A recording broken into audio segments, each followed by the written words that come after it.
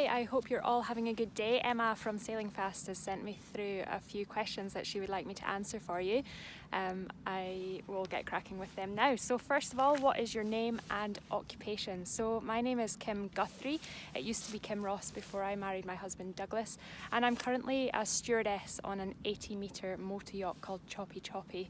In the last 10 years or so, I've been an academic. I've worked at a charity, I've been a sailing instructor, and most recently I've been a secondary school teacher, geography teacher, before joining the motor yacht, and the reason for that will become clear as I answer these questions, hopefully. So secondly, where do you stay? At the moment I stay on Choppy Choppy. We're currently in Italy, in Imperia, on the Italian Riviera. We're off season at the moment, but during the summer we travel around the whole of the Mediterranean. We joined the boat in the Caribbean, so really we're kind of ocean nomads at the moment. The boat is, it's just here. I don't know if you can see that there. So yeah, it's quite different to living in a house. How did you get into sailing? So I got into sailing through my parents. They both have sailed for a very long time. As soon as I was born, really 6 weeks old, they took me for my first sail on the west coast of Scotland in their 26-foot Hunter Horizon yacht. And we did a bit of cruising as a family on the west coast, and then I got into dinghy sailing when I was about 10 years old. Started racing when I was about 15 and joined the Scottish squad shortly after that. What years were you in the Scottish Topper Squad and who was your coach? So I was in the Scottish squad, I think from 2000 until 2002, the Topper Squad. I was then in the Laser Squad from 2002 to 2004. My Topper coaches were Duncan Hepplewhite and Roy McCubbin for the 2 years that I was in the squad. And yeah, what's the next question? What was the best bit about Topper Squad? So I have some really fond memories of the Topper Squad. The best bit about being in the squad for me, for definite, was the people that I met through the opportunity that the squad provided. Some of the people that I met there I am still really close friends with today. We went through what felt at the time as a 15-16-year-olds to be quite challenging things in the squad, sailing wise. Very windy weather at Cumbria. We had some pretty extreme weather, and obviously just being away from your parents for the weekend and getting to hang out with your pals and learn lots of amazing stuff about sailing was a definite highlight. I think I also learned probably to be a bit more resilient in bad weather from being in the squad as well. Next question. What did you sail after the Topper and why? So I've already mentioned that I moved into the Laser after the Topper squad. I very briefly was in the 420, but I much prefer sailing by myself because I like that I'm the only one accountable, I think, for the results that I was getting, and I was the right weight for the radial, and that really suited my sailing style and my personality. So I moved into the Laser, and I was in the Laser Scottish squad for 2 years after the Topper squad. Next question. What do you sail at the moment and where are you right now? So I've kind of already answered the where are you right now. I guess this is probably a good time to explain how I ended up in Imperia in Italy on an 80-metre motor yacht rather than a sailing boat. So I don't have, I do, I've got an RS200. It's a little bit abandoned at our home club at Lochmorlich, but I don't have really a sailing boat as such at the moment. My parents do, however. They've got a Halbergrassi 352, and 2 years ago my husband and I, Douglas, he sails as well. He used to race against me in toppers and bragging rights. I used to beat him quite regularly, which is good. He's a much better yacht sailor than me, so kind of come up equal.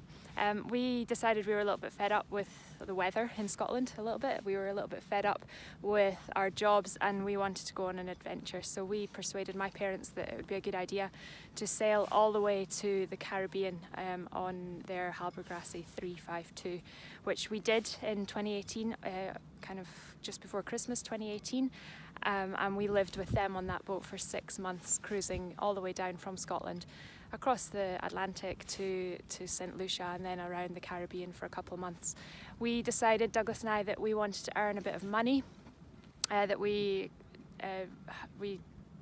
wanted to go off on our own path for a little while as well, and so we looked for some day work on a super yacht over there, because it's quite a good way of making money and topping up the funds for future adventures. We were very lucky and grateful to end up on the same boat together, and that's how we have managed to get some work on this beast of a motor yacht, which it would have been nice if it was a sailing yacht, but it's good that we're both on the same boat and living together, exploring new places still. I'm not sure if that answered the question, but let's see.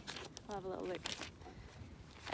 What do you sail at the moment, and where are you right now? Yeah, I guess that does kind of answer that. So what's the coolest thing you have done, best adventure you have had related to sailing? So I just talked about sailing across the Atlantic in my parents' Harbour Grassy. I think for me, and I think for Douglas as well, even before then, I think this is what I'm most proud of, actually. I think I'm more proud of this than of sailing across the Atlantic, but we had a Sonata yacht, 22, 23 foot Sonata, which we sailed all the way around Scotland from Helensburgh, right up round Cape Wrath, up to Orkney, back down the east coast, and then through the Forth and Clyde Canal over 7 weeks in 2015. And I think that's most definitely the thing that I am most proud of in sailing.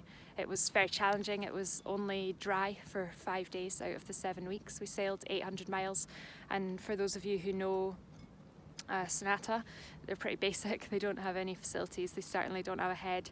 They don't have, ours didn't have cooking facilities. We cooked on a gas stove in the cockpit, and it was fantastic. We loved it. It was challenging, but we were really happy. We were cold together, wet together, but then dry together, and enjoying all the great places that Scotland has to offer on the west coast and up to Orkney especially.